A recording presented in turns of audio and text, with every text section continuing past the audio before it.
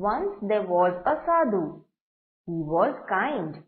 One day, he was taking a bath in the river. He saw a scorpion. It was drowning. The Sadhu took it and tried to put it out. But the scorpion stung his finger. There was heavy pain in Sadhu's hand.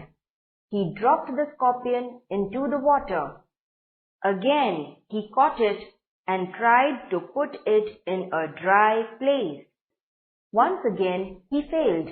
At last he succeeded. He put the scorpion in a dry and safe place. One man was watching this. He asked the Sadhu, "Why did you save it? It stung you again and again."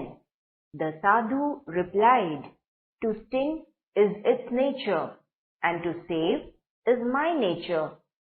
It cannot give up its nature. I should not give up my nature."